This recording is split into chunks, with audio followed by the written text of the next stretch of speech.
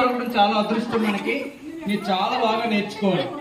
నేర్చుకునేటప్పుడు మీ దృష్టి అంతా కూడా గురువు గారి కాళ్ళ మీద, గురువు గారి దృష్టి మీద ఉండాలి. ఎప్పుడు కూడా మీ దృష్టి ఎప్పుడు కూడా మీ మీద, మీ నవ్వడం కట్ట కాదు.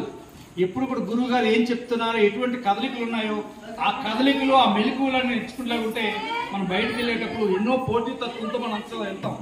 ఈరోజు ఇక్కడ కాదు ఎన్నో బ్యాచ్లతో మనం పోటీకి వెళ్తాం. మన గ్రామంలోనే ఇంతకు ముందు నేర్చుకున్నారు, చాలా మంది పిల్లలు నేర్చుకున్న వాళ్ళు ఉన్నారు. వాళ్ళు చూస్తారు, చాలా మంది చూస్తారు మన తొలక మెలకువలని. ఆ మెలకువలని నేర్చుకోవాలంటే గురువు ఉండేటప్పుడే మనం నేర్చుకోవాలి. గురు భక్తితో, గురువు ఎందుకు చెప్తున్నాడు, ఎలా చెప్తున్నాడు, ఎటువంటి మెలకువలు చెప్తున్నాడు.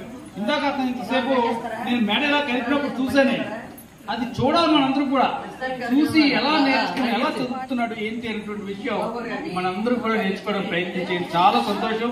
ఇది జ్యేష్ఠ మాసం, శుక్రవారం శుభం జరుగుతుంది మీకు. ఇటువంటి కార్యక్రమం మొట్టమొదటి నేర్చుకుని మన వెంకటరమణ ఆలయంలో మీరందరూ ప్రదర్శించడం చాలా సంతోషదాయకం.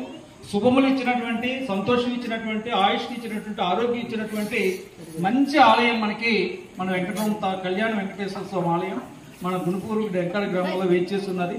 ఇక్కడ ఈ మధ్యనే ఈ పెద్ద వరండా ఏర్పాటు చేశారు. మీరు దాన్ని పునీతం చేశారు. ఎందుకు చేశారా ఎంత అనుకున్నాం బాబు. ధర్మకర్తలు ఎందుకు ఇంత వేస్ట్ చేసేస్తున్నారు ఈ గచ్చు అనుకుంటే మీ కోలాటంతో ఈ రోజు దాన్ని పునీతం చేశారు. కాబట్టి ఎప్పుడు ఈ ఆలయానికి రావాలన్నా సరే తప్పనిసరిగా వచ్చి ఈ ఆలయానికి రండి. వచ్చి మీరు తప్పనిసరిగా నేర్చుకొని, మీరు నేర్చుకుంటున్నారంటే మీరు నేర్చుకోవడం చాలా సంతోషం. ఈ పిల్లలు నేర్చుకుంటే నాకు సంతోషం అనిపించింది. ఇటువంటి పిల్లలు చాలా మంది ఉన్నారు. వాళ్ళందరూ కూడా చూడాలి అంటే మీరు అప్పుడప్పుడు గురువు గారితో పాటు ప్రదర్శన చేయండి. గ్రామాల్లో ప్రదర్శన చేయండి. మీరందరూ కూడా ప్రదర్శన చేసేలాగా మరికొంతమంది పిల్లలకి అది వరవడు అవుతుంది, స్ఫూర్తి అవుతుంది. నేను ఎందుకు నేర్చుకోకూడదు అని వాళ్ళందరూ కూడా కుళ్ళిపోతూ ఉంటారు లోపల. నేను ఎందుకు వేసుకోలేకపోయాను, నేను ఎందుకు ఆ కర్రలు పట్టుకోలేకపోయాను, నేను ఎందుకు ఆ డ్రెస్ వేసుకోలేకపోయాను అనేసి వాళ్ళందరూ కుళ్ళిపోయి చచ్చిపోతున్నారు. వీళ్ళందరూ ఆయనకేత ఉండాలి. అందరూ కూడా మేము కూడా నేర్చుకుందాం అని చెప్తే ఇప్పుడు అప్పయ్యం చెప్పాము.